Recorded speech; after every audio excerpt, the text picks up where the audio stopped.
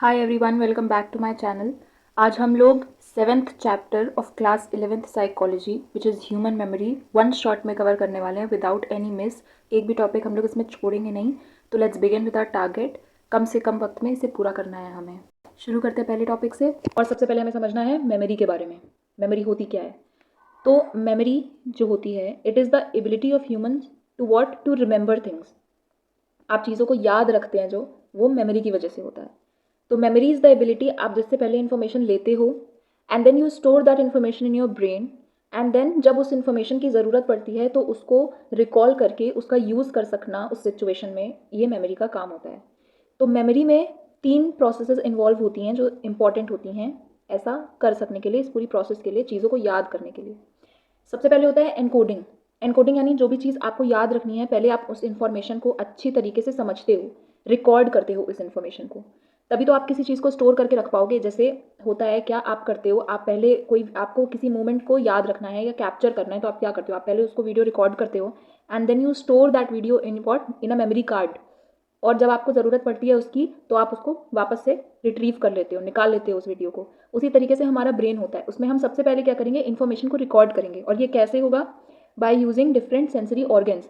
हमारे पास जो सारे सेंसरी ऑर्गन्स प्रेजेंट हैं, आइज़, ईयर्स, नोज़, तो इससे हम हर तरीके की इन्फॉर्मेशन को क्या करते हैं, रिकॉर्ड कर लेते हैं। कोई विजुअल स्टिमुलस, कोई विजुअल इन्फॉर्मेशन हो सकती है, जैसे कोई सीनरी या किसी प्लेस पर आप गए हो, आप कहीं घूमने जाते हो तो आपको फिर बाद में वो जगहें याद रहती हैं। आपने अगर कोई मंदिर देखा है वो बहुत सुंदर है, जैसे अगर आप राजस्थान जाते हो, आप वहाँ पर हवा महल देखते हो जयपुर में, तो आपको वो याद है आपने जो देखा था। और ऐसी बहुत सारी चीज़ें, तो आप इन्फॉर्मेशन को विजुअली रिकॉर्ड कर रहे हो। इसी तरीके से हर तरीके से, कोई साउंड हो सकता है, कोई स्मेल हो सकती है, आप इन्फॉर्मेशन को अच्छी तरीके से पहले समझोगे, उस इन्फॉर्मेशन को प्रोसेस करोगे कि जो वो इन्फॉर्मेशन है वो है कैसी।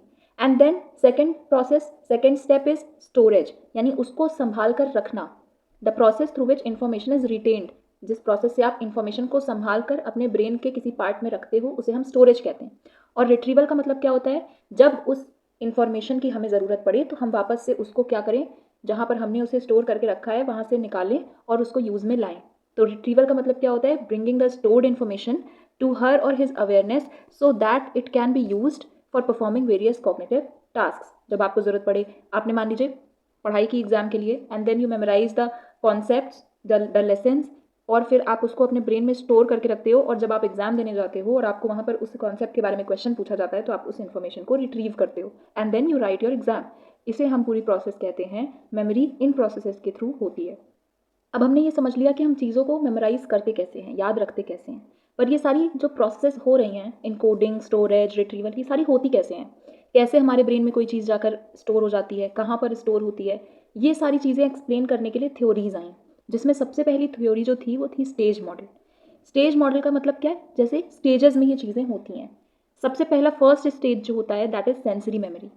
कोई भी एनवायरमेंटल स्टिमुलाई जो हम अपने सेंसरी ऑर्गन से कैच करते हैं, रिसीव करते हैं, कोई विजुअल इन्फॉर्मेशन हो सकती है, कोई साउंड हो सकता है, कोई इमेज हो सकती है, कोई सीन हो सकती है, कोई टच, कोई स्मेल, कोई टेस्ट हो सकता है। तो ये सारी चीज़ें जो हैं वो सबसे पहले हमारे सेंसरी मेमोरी में जाती हैं। सेंसरी मेमोरी यानी जो सेंस ऑर्गन्स जो इन्फॉर्मेशन अटेंड करती हैं, उससे हम सेंसरी मेमोरी में वो सारी चीज़ें, जैसे सबसे पहले तो आपके आसपास बहुत सारी चीज़ें चल रही होंगी, बट उसमें से आप देखते तो बहुत सारी चीज़ें हों, बट क्या हर चीज़ आपको याद रह जाती है? नहीं। मान लीजिए आप रोड पे चल रहे हो और आपने वहाँ पर बहुत सारे लोगों को देखा, अलग अलग तरीके का ड्रेसेस पहना हुआ है उन्होंने, बट किसी एक का ड्रेस सेंस जो है वो आपको बहुत अच्छा लगा। अब आपको क्या, आपने देखा तो बहुत सारी चीज़ें, वो सारी चीज़ें आपके सेंसरी मेमोरी में आई, बट कितनी देर के लिए आई? मिली सेकेंड्स के लिए, नैनो सेकेंड्स के लिए।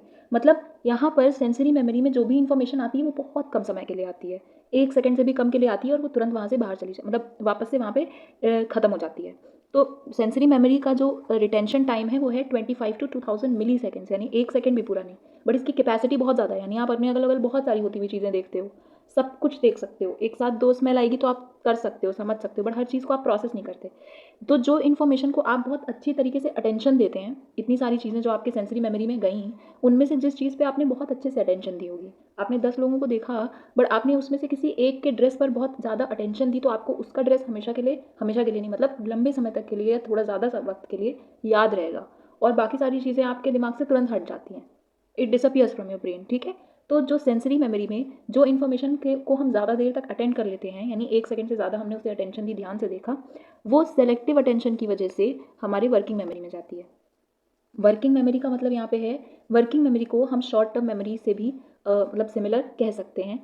शॉर्ट टर्म मेमोरी को वर्किंग मेमोरी इसलिए कहा जाता है क्योंकि शॉर्ट टर्म मेमोरी में ही ज़्यादातर हमारी जो डेली लाइफ से रिलेटेड एक्टिविटीज़ हम करते हैं वो सारी चीज़ें शॉर्ट टर्म मेमोरी में जाकर वहाँ से ही रिलेटेड होती हैं। तो इसका शॉर्ट टर्म मेमोरी या वर्किंग मेमोरी का रिटेंशन कितना होता है, 15 टू 30 सेकेंड्स। यहाँ पर कोई भी इन्फॉर्मेशन 15 टू 30 सेकेंड्स तक के लिए रुकती है, रहती है, और इसकी कैपेसिटी लिमिटेड होती है, यानी इसमें बहुत सारी चीज़ें आपने एक साथ आप इतनी सारी चीज़ें स्टोर नहीं कर सकते।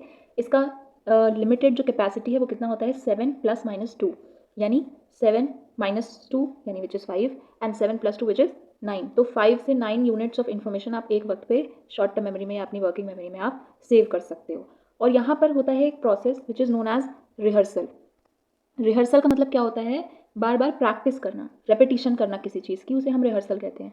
तो जो भी इन्फॉर्मेशन आपने अटेंड की और वो आपके सेंसरी मेमोरी से आपके वर्किंग मेमोरी तक आई है, उसको भी आपको सेव रखने के लिए और लंबे समय तक अगर आपको सेव रखना है तो आपको उसके रेपिटिशन करना पड़ेगा, उसका रिहर्सल करना पड़ेगा, बार बार उस चीज़ के बारे में सोचना पड़ेगा, ठीक है, बार बार उसको रिपीट करना पड़ेगा। और जो भी इन्फॉर्मेशन यहाँ पर आप इस तरीके से रिपीट नहीं करते हो वो लॉस्ट हो जाती है, यानी वो और आगे इस प्रोसेस में नहीं बढ़ती है, वो वहीं पर ख़त्म हो जाती है।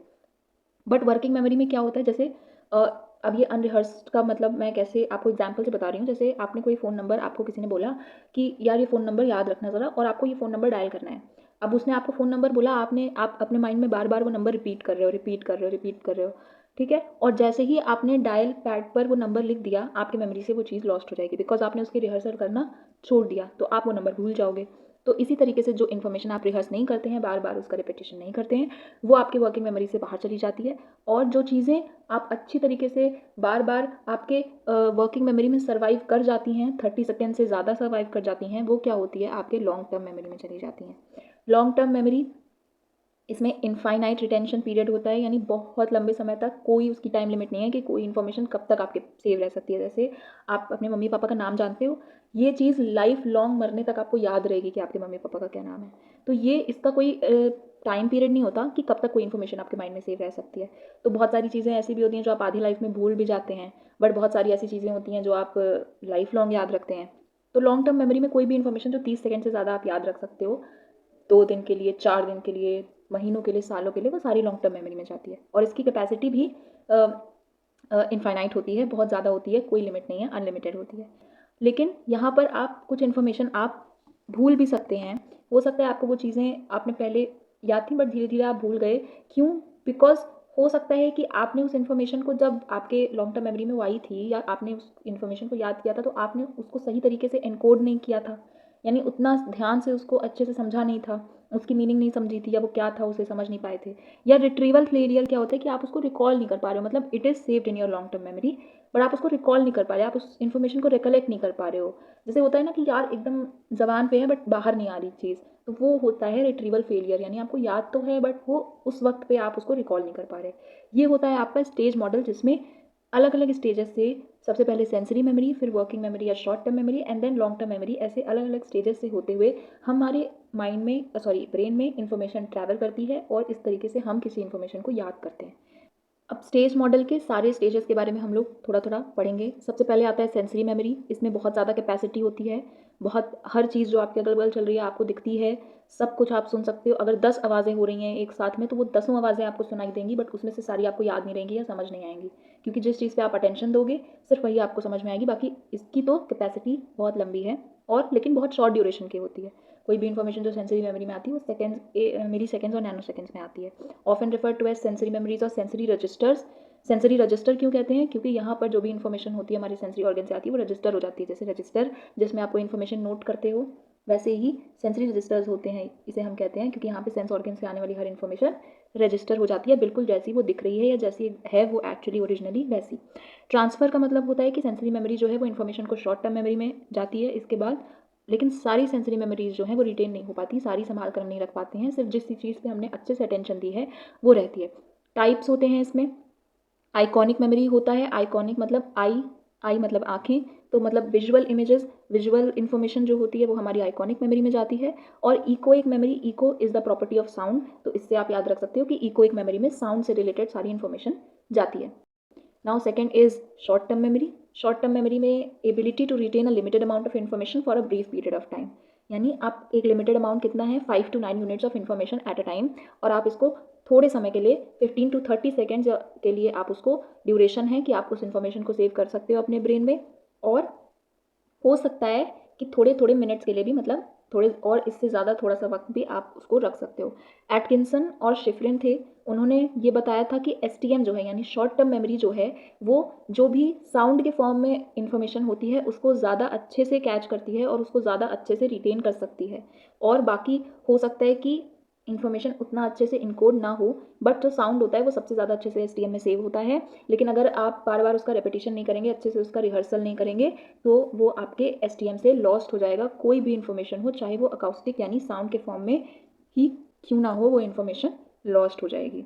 Now coming to long term memory, यहाँ पर बहुत ज़्यादा कैपेसिटी होती है, बहुत लंबे समय तक के लिए आप इन्फॉर्मेशन को सेव रख सकते हैं, और ऐसा कहा जाता है कि लॉन्ग टर्म मेमोरी में जो इन्फॉर्मेशन आप सेव रखते हैं वो आप कभी नहीं भूलते हैं, आपको वो हमेशा याद रहती है, क्योंकि यहाँ पर जो इन्फॉर्मेशन सेव होती है वो आप इतने अच्छे से समझ के सेव करते हो, आप उन चीज़ों को उनकी मीनिंग के साथ एसोसिएट करके सेव करते हो कि वो चीज़ें आपके दिमाग से कभी नहीं निकलेंगी। कुछ लोगों के लेसन्स को याद करने का या किसी भी कॉन्सेप्ट को याद करने का, बायोलॉजी अगर आप पढ़ रहे हैं तो आप उसको अपने पर्सनल बॉडी से, पर्सनल जो आपकी फंक्शनिंग होती है उससे रिलेट कर करके आप समझ सकते हैं क्यों ऐसा होता है, क्या होता है, या बहुत सारे जो भी कॉन्सेप्ट्स हैं आप अपनी रियल लाइफ से या उसकी मीनिंग इतना ज़्यादा अच्छे से समझ लेंगे। अगर उसको आप मीनिंग से पढ़ेंगे तो वो आपको ज़्यादा टाइम तक आपके दिमाग में रहेगी, रादर दैन अगर आपने उसको सिर्फ रीड कर लिया या मतलब ये है ऐसा तो सिर्फ है ऐसा, ये एक फैक्ट है, तो उस तरीके से नहीं। अगर आप उसको अच्छे से मीनिंग क्यों है, कैसा है, क्या है, तो वो इन्फॉर्मेशन या वो लेसन आपको ज़्यादा टाइम तक याद रहता है। तो this is why it happens. और जैसे how to ride a bike, ठीक है, इंपॉर्टेंट लाइफ इवेंट्स, ये सारी चीज़ें आप कभी नहीं भूलते हो। क्या आप कभी भूलते हो कि सन जो है वो ईस्ट से निकलता है और वेस्ट में ढलता है? आप ये सब कभी नहीं भूलते। तो ये सारी आपके लॉन्ग टर्म मेमोरी में इन्फॉर्मेशन सेव होती है। Now there are some control processes जो स्टेज मॉडल में थी। कंट्रोल प्रोसेसेस मतलब एक स्टेज से दूसरे स्टेज में जब हम ट्रांसफर हो रही थी इन्फॉर्मेशन, तो उसके बीच में जो प्रोसेसेस हो रही थी जिनकी वजह से एक स्टेज से दूसरे स्टेज में इन्फॉर्मेशन जा रही थी, उन्हें हम कंट्रोल प्रोसेसेस कहते हैं। इसमें सबसे पहली होती है selective attention, which is between sensory memory and short term memory. Sensory memory में इन्फॉर्मेशन आती है तो वहाँ पर आप सेलेक्टिव अटेंशन देते हो, यानी जो चीज़ पे आप अटेंशन देना चाहते हो, जो चीज़ आपकी प्रायोरिटी है, जिस चीज़ में आपका इंटरेस्ट है, आप उस चीज़ पे अटेंशन देते हो, और वही चीज़ जो है वो वहाँ पर सर्वाइव करती है और वो आगे शॉर्ट टर्म मेमोरी में जाती है। जब कोई इन्फॉर्मेशन शॉर्ट टर्म मेमोरी में जाती है वहाँ पर आपको मेंटेनेंस रिहर्सल करना पड़ता है, यानी आपको इन्फॉर्मेशन को बार बार रिपीटिशन करना पड़ता है उसका, ताकि वो चीज़ आपके दिमाग से निकले ना। और जब आप रिपीटिशन करना छोड़ देते हो तो उस वक्त पे वो इन्फॉर्मेशन आपके ब्रेन से चली जाती है, आप भूल जाते हो उस चीज़ को। चंकिंग का मतलब होता है किसी चीज़ को याद रखने के लिए अगर कोई बहुत ज़्यादा इन्फॉर्मेशन है जो शॉर्ट टर्म मेमोरी की कैपेसिटी से ज़्यादा है, फॉर एग्जांपल आपको 12 डिजिट्स याद करने हैं, तो आप कैसे करोगे? बिकॉज आप तो 5 to 9 he units of information एक टाइम पर रख सकते हो शॉर्ट टर्म मेमोरी में। तो आप उनको अलग अलग ग्रुप्स में बांट लोगे, उनको छोटे छोटे कैटेगरीज बना लोगे उनकी, जैसे 4 का एक ग्रुप बना लोगे, एक ऐसे 4 के 3 ग्रुप्स में आप डिवाइड करके उन 12 डिजिट्स को याद रख सकते हो, ठीक है। तो इसको कहते हैं चंकिंग, यानी जब आप बड़ी इन्फॉर्मेशन को छोटे छोटे पीसेज में डिवाइड करके याद रखते हो। Then the information moves to the long term memory where elaborative rehearsals take place. Elaborative rehearsal क्या होता है कि आप चीज़ों को उनकी मीनिंग अच्छे से समझते हो, उनको डीपली एनालाइज करते हो इन्फॉर्मेशन को, सो दैट वो चीज़ आपके दिमाग से कभी निकले ना। और जो चीज़ें आपको पहले से पता हैं आप उनसे भी एसोसिएशन बैठा सकते हो नई इन्फॉर्मेशन का, ठीक है। जैसे अब आपको किसी ह्यूमन के बारे में कुछ बताया जा रहा है तो आपको पहले से पता है कि वो ह्यूमन कौन है, तो ये तो आपके लॉन्ग टर्म मेमोरी में सेव है ना कि वो ह्यूमन कौन है, या उसका आपसे क्या रिश्ता है, या वो कौन सा इंसान है, ठीक है। या पास्ट में कोई चीज़ें अगर उससे रिलेटेड आपके साथ हुई थी आप वो नहीं भूलोगे, तो उसके उस इंसान से रिलेटेड अगर कोई नई इन्फॉर्मेशन आपको दी जा रही है तो आप तुरंत उसको एसोसिएट कर लेते हैं अपनी पास्ट इन्फॉर्मेशन से जो आपको याद है। तो इस तरीके से एसोसिएशंस होती हैं इलैबोरेटिव रिहर्सल्स में, और इसीलिए वो इन्फॉर्मेशन कभी आपके दिमाग से बाहर जल्दी नहीं निकलती है। So these are the control processes that are involved in the stage model. फिर आए क्रेक और लॉकहार्ट, और इन्होंने 1972 में बोला कि ये जो स्टेज मॉडल है इट इज़ नॉट करेक्ट। क्यों इन्होंने बोला? क्योंकि इन लोगों ने क्या किया, एक एक्सपेरिमेंट हुआ था, एक KF नाम का एक ह्यूमन था और उसके ऊपर एक्सपेरिमेंट हुआ था, उसका एक्सीडेंट हो जाता है, और जब उसका एक्सीडेंट होता है तो उसके ब्रेन का जो लेफ्ट साइड वाला पार्ट है, लेफ्ट हेमिस्फीयर, वो पूरी बुरी तरीके से डैमेज हो जाता है, जिसकी वजह से उसकी शॉर्ट टर्म मेमोरी डैमेज हो जाती है, बट उसकी लॉन्ग टर्म मेमोरी पे कोई इफेक्ट नहीं आता, यानी उसकी लॉन्ग टर्म मेमोरी बिल्कुल इंटैक्ट है, वो चीज़ें वो नहीं भूलता है, बट उसको शॉर्ट टर्म मेमोरी लॉस हो जाता है। तो उन्होंने ये बोला, लोगों ने ये बोला कि जो स्टेज मॉडल है उसमें तो आप ये कहते हो कि पहले इन्फॉर्मेशन शॉर्ट टर्म में आती है और अगर वो वहाँ सर्वाइव करती है तभी लॉन्ग टर्म में जा सकती है। तो अगर किसी ह्यूमन का शॉर्ट टर्म मेमोरी ही जो है वो डैमेज हो गया है तो कोई भी इन्फॉर्मेशन लॉन्ग टर्म तक जा भी कैसे सकती है, उसका लॉन्ग टर्म मेमोरी सेफ रह भी कैसे सकता है, कैसे वो सही रह सकता है। तो इस वजह से लोगों ने उस स्टेज मॉडल को रॉन्ग साबित किया और क्रेग और लॉकहार्ट ने ये लेवल ऑफ प्रोसेसिंग मॉडल दिया, थ्योरी दी मेमोरी की, और इन्होंने कहा कि ऐसा कुछ नहीं होता है कि अलग अलग स्टेजेस से होकर मेमोरी गुजरती है तब आप जो है वो लॉन्ग टर्म मेमोरी में इसलिए आप चीज़ें याद रख सकते हो। इन्होंने कहा कि किसी भी इन्फॉर्मेशन की प्रोसेसिंग पे डिपेंड करता है, आप उसको किस तरीके से समझ रहे हो, कितना अटेंशन आप उसको दे रहे हो, कितना ज़्यादा डीप में आप उस इन्फॉर्मेशन को जान रहे हो, समझ रहे हो। ये अगर आप ऊपर ऊपर से कोई चीज़ें देख लोगे तो वो आप भूल जाओगे ना, बट अगर आप उसको अच्छे से टाइम देकर, अटेंशन देकर, ज़्यादा अच्छे से डीप में एनालाइज करोगे, समझोगे उन चीज़ों को, तो वो आपको लंबे समय तक याद रहेंगी। तो उन्होंने कहा कि किस तरीके से आप इन्फॉर्मेशन को प्रोसेस करते हैं, बस वही डिपेंड करता है कि कौन सी चीज़ें आपको लंबे समय तक याद रहती हैं और कौन से छोटे समय तक। ऐसा कुछ नहीं है कि शॉर्ट टर्म मेमोरी में पहले आती है और वहाँ पे सर्वाइव करती है तभी लॉन्ग टर्म में जाती है, ऐसा कुछ भी नहीं है। इन्होंने ऐसा कहा, ठीक है। तो इन्होंने पहले क्या कहा, इन्होंने कहा सबसे पहले जो इन्फॉर्मेशन होती है आप उसके फिजिकल फीचर्स को देखते हो। जैसे कोई अगर डायग्राम है तो आप पहले उसके फिजिकल फीचर्स को देख रहे हो ना, या कोई फ़ोन है तो सबसे पहले आप क्या करते हो, उसका शेप देखते हो, उसका कलर देखते हो पसंद करते वक्त। तो वो शेप पसंद आया आपको, वो कलर पसंद आया, उसकी स्क्रीन साइज़ आपको पसंद आई, सबसे पहले आप फिजिकल फीचर्स देखेंगे। Then matching input against past learning, आप देखोगे इन्फॉर्मेशन जो आपने देखी है, जो भी इन्फॉर्मेशन आपके ब्रेन में आ रही है, क्या उस चीज़ के बारे में या उस इन्फॉर्मेशन से रिलेटेड कोई इन्फॉर्मेशन आपके ब्रेन में पहले से सेव है क्या, इस चीज़ के बारे में आप पहले से कुछ जानते हैं क्या।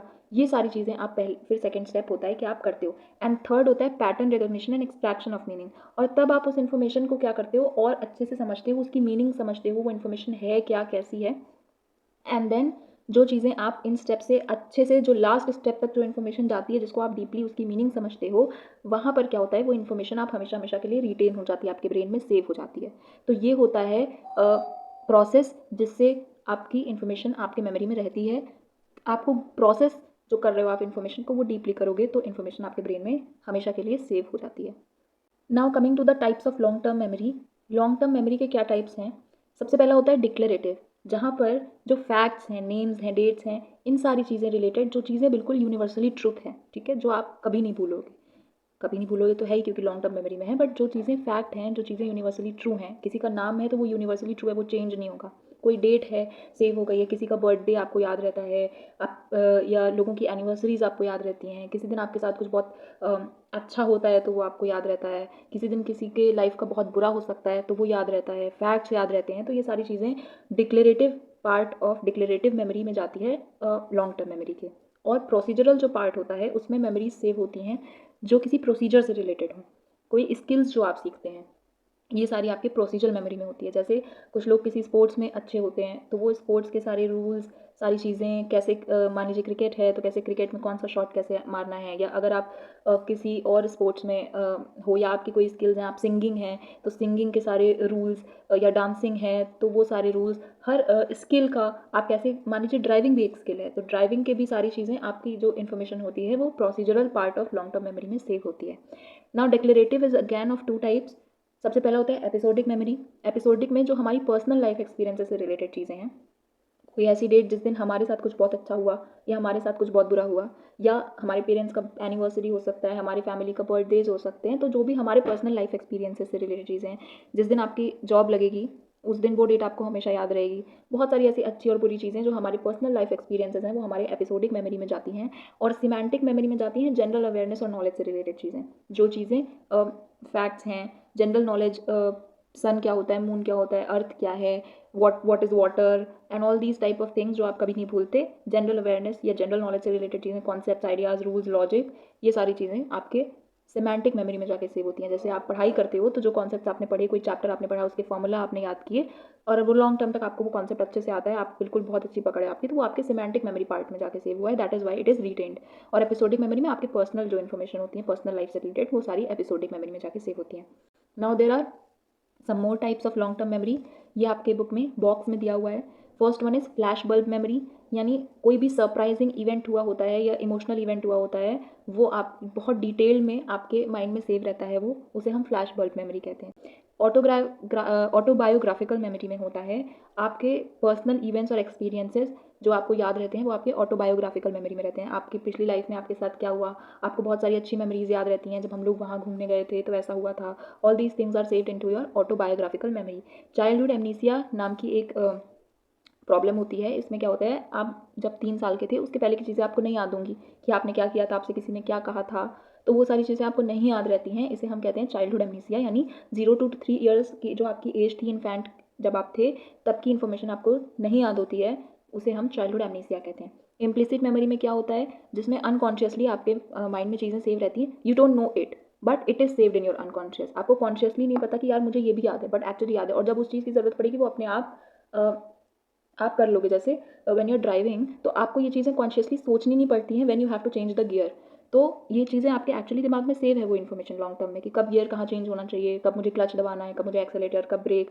तो ये चीज़ें सेव है इन्फॉर्मेशन माइंड में, but you are not aware of it. जब जरूरत पड़ती है तो वो इन्फॉर्मेशन आप अचानक से रिट्रीव अपने आप हो जाती है, ऑटोमेटिकली रिट्रीव हो जाती है और आप कर लेते हो वो एक्शन, वो रिस्पॉन्स दे देते हो। इसे हम इम्प्लिसिट मेमोरी कहते हैं। तो ऐसी सारी चीज़ें हमारी इम्प्लिसिट मेमोरी में सेव होती हैं। बहुत बारी ऐसा भी होता है कि कोई इन्फॉर्मेशन आपने याद करी थी, बट आपको जब ज़रूरत पड़ी तो वो इन्फॉर्मेशन आपको याद नहीं आ पा रही है, बट आपको याद था कि आपने पढ़ा तो था। एग्जाम देने आप बैठे हो तो कोई टॉपिक आपने पढ़ा तो था, बट यार ये मुझे इस वक्त पे याद क्यों नहीं आ रहा है, इसका आंसर मुझे आ क्यों नहीं रहा है, या कोई फॉर्मूला आपको याद क्यों नहीं आ रहा। उसे हम कहते हैं forgetting, when actually you had learn the information, but आपको वो उस वक्त पे आप उस इन्फॉर्मेशन को रिट्रीव नहीं कर पा रहे हो, आप याद नहीं कर पा रहे हो, उस चीज़ को रिकलेक्ट नहीं कर पा रहे हो, उसे हम कहते हैं फॉरगेटिंग। अब फॉरगेटिंग में भी कई सारी थ्योरीज हुई कि ऐसा क्यों होता है, किस वजह से होता है, क्यों इन्फॉर्मेशन आप भूल जाते हो।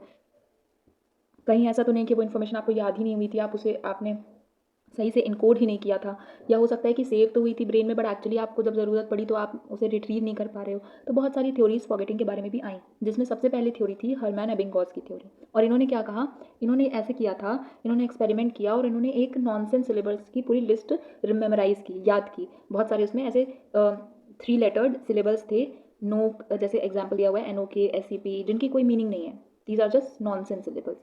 उन्होंने ऐसे एक लिस्ट पूरी मेमोराइज की और उन्होंने देखा कि अलग अलग वक्त पर, यानी आपने आज याद किया तो पहले आप आज उसको एक बार पूरी लिस्ट सुनाओगे, अब फिर थोड़े दिन बाद, 1 दिन बाद, फिर और गैप लेके 2 दिन बाद, और जैसे जैसे टाइम बढ़ता जा रहा है उन्होंने ये नोट किया कि पहले जब याद करने के पहले कुछ समय में तो वो इन्फॉर्मेशन मुझे अच्छे से याद थी, 100% मेरी जो अमाउंट था रिटेन करने का वो बिल्कुल मैक्सिमम था, यानी 100% मुझे वो चीज़ याद थी।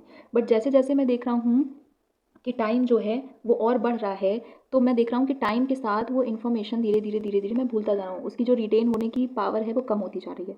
20 मिनट्स पे वो थोड़ा कम हुई, 1 आवर के बाद जब मैंने याद करने की कोशिश की तो और थोड़ा कम हुई, 8.8 आवर्स के बाद मैंने याद करने की कोशिश की तो और थोड़ा कम हुई, और कम होते होते वो एकदम अपने मिनिमम लेवल पर आ गई। मान लीजिए 25 है उसकी वैल्यू, तो मिनिमम लेवल पर आ गई वो रिटेन करने की पावर। इसके बाद आपने नहीं भूला, तो इतना जो पार्ट था, इतना पार्ट इन्फॉर्मेशन का आप भूल गए, आप सही से नहीं याद रख पा रहे, आपको पूरी लिस्ट अब याद नहीं रहेगी, बट 1-2 वर्ड्स आपको याद रह जाएंगे, that come into this area. ठीक है, जो अमाउंट रिटेन हो गया किसी इन्फॉर्मेशन को वो इस एरिया में आएगा। पूरी तरीके से आपको वो इन्फॉर्मेशन नहीं याद होगी, धुंधली धुंधली थोड़ी थोड़ी याद रह सकती है। जब आपको जितना भूलना था उतनी इन्फॉर्मेशन आप भूल चुके हो, और इसके बाद जो बची हुई इन्फॉर्मेशन है वो अब आपके लॉन्ग टर्म मेमोरी में अच्छे से सेव हो गई है। तो this is how Ebbinghaus explain why we forget things. ठीक है, नेक्स्ट एक थ्योरी है forgetting due to trace decay. Trace का मतलब क्या होता है कि जब कोई इन्फॉर्मेशन हमारे ब्रेन में आती है तो उसकी वजह से कुछ सेंट्रल नर्वस सिस्टम में, सेंट्रल नर्वस मतलब जिसमें ब्रेन आता है, स्पाइनल कॉर्ड आती है, तो हमारे सेंट्रल नर्वस सिस्टम में कुछ मॉडिफिकेशन होता है, क्योंकि वो कोई भी इन्फॉर्मेशन आएगी तो वो पहले अपने लिए जगह बनाएगी। ठीक है, तो उसने कुछ जगह बनाई सेंट्रल नर्वस सिस्टम में, से आप मॉडिफिकेशन समझ सकते हो इस तरीके से, जिसकी वजह से ब्रेन में कुछ फिजिकल चेंजेस भी आए, और इन फिजिकल चेंजेस को हम मेमोरी ट्रेसेस कहते हैं। मेमोरी ट्रेसेस मतलब वो जगह जो उसने बनाई, अपने लिए एक पार्ट सेलेक्ट किया ब्रेन में जहाँ पर वो इन्फॉर्मेशन जाके रखी है, सेव है, उन्हें हम मेमोरी ट्रेसेस कह सकते हैं। और जब इन मेमोरी ट्रेसेस को हम बहुत ज़्यादा वक्त तक वो अपनी जगह पर, जैसे कोई मान लीजिए आयरन बॉक्स है और वो बहुत टाइम तक घर के किसी कोने में रखा हुआ है, तो वो क्या होगा, रस्टिंग हो जाएगा, उसमें जंग लग जाएगा। उसी तरीके से जिस जगह पे, जिस पार्ट में ब्रेन की वो इन्फॉर्मेशन रखी हुई है, अगर हम उसे यूज़ नहीं करेंगे, कभी उसे उसका इस्तेमाल नहीं करेंगे और वैसे फालतू हमेशा के लिए वहाँ रखी रहेगी, तो वो क्या होगा, फेड हो जाएगी वो धीरे धीरे इन्फॉर्मेशन, और वो खराब हो जाएगी इन्फॉर्मेशन, डीके हो जाएगा वो हमारा मेमोरी ट्रेस। इस वजह से हम भूल जाते हैं कि कोई भी इन्फॉर्मेशन हम अच्छे से सेव तो करते हैं, बट हमने बहुत लंबे समय तक के लिए उसका रिहर्सल नहीं किया और उसे हमने याद करने की कोशिश नहीं की या रिपीटिशन नहीं किया, इसलिए वो वहाँ पड़े पड़े खराब हो गई information. That is why we are not able to remember it, we forget those things, वो फेड हो जाती है हमारे ब्रेन से। Next is forgetting due to interference. Interference का मतलब होता है कि दो चीज़ों का आपस में कुछ कॉन्फ्लिक्ट होना। इंटरफेयर करना मतलब किसी और के मामले में टांग अड़ाना कहते हैं हम हिंदी में। तो इसमें क्या होता है कि जब आप कोई नई इन्फॉर्मेशन याद करते हो तो पहले से भी तो आपके ब्रेन में बहुत सारी इन्फॉर्मेशन रहती है प्रेजेंट, जो पहले आपने याद करके रखी है या जो पहले मेमोरीज आपके ब्रेन में हैं। तो जब आप उसमें और कोई नई चीज़ डालने की कोशिश करोगे तो ऐसा भी तो हो सकता है कि ब्रेन में अब जगह नहीं बची, तो वो पुरानी इन्फॉर्मेशन कहें कि नहीं, हम किसी नए को एक्सेप्ट नहीं करेंगे, अब हमारे हम फुल है यहाँ पर, अब इसमें कोई वैकेंसी नहीं खाली है कि कोई नई इन्फॉर्मेशन आ सके। तो हो सकता है कि जो हमारे ब्रेन में पुरानी इन्फॉर्मेशन पहले से सेव है वही मना कर दें, नई इन्फॉर्मेशन को अंदर एंटर ही ना होने दें। और ऐसा भी हो सकता है कि कोई नई इन्फॉर्मेशन आए और वो किसी पुरानी इन्फॉर्मेशन को ही बाहर निकाल के कहे तुम हटो यहाँ से, मैं रहूँगा यहाँ पे, ये मेरी जगह है। तो ऐसा भी हो सकता है। तो इसे हम कहते हैं इंटरफेरेंस, यानी जो पहले से इन्फॉर्मेशन हमारे ब्रेन में सेव है, तो कोई नई इन्फॉर्मेशन जब आती है तो वो वेलकम होती है या नहीं होती है, क्या होता है उन दोनों के बीच में, उसे हम इंटरफेरेंस कहते हैं। दो तरीके से होता है, प्रोएक्टिव और रेट्रोएक्टिव। प्रोएक्टिव में जो हमने चीज़ें पहले पढ़ी हुई हैं वो नई इन्फॉर्मेशन को आने में दिक्कत करती हैं, ठीक है।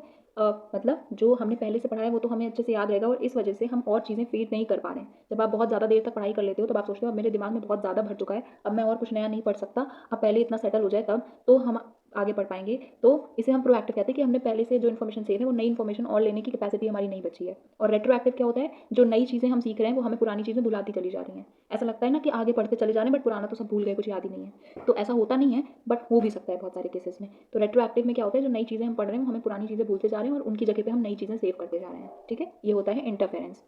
Next theory is forgetting due to retrieval failure. Retrieval मतलब अब हम जब इन्फॉर्मेशन को ब्रेन में सेव करते हैं तो हम उसको किसी चीज़ से एसोसिएट करके सेव करते हैं या उसकी मीनिंग समझते हैं, तो हम कुछ क्यूज़ बनाते हैं।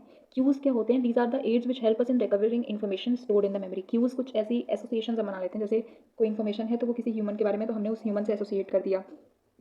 कोई इन्फॉर्मेशन मतलब जो एसोसिएशन हम बनाते हैं उन्हें हम क्यूज़ कहते हैं। कभी कभी क्या होता है कि हम वो चीज़ें जो क्यूज़ हैं वो हम एक्सेस नहीं कर पा रहे हैं, हम याद ही नहीं कर पा रहे हैं, वो एसोसिएशन ही नहीं याद कर पा रहे हैं जिसकी वजह से वो इन्फॉर्मेशन नहीं आती थी, तो हमें इन्फॉर्मेशन कैसे याद रहेगी। ऑब्वियस सी बात है।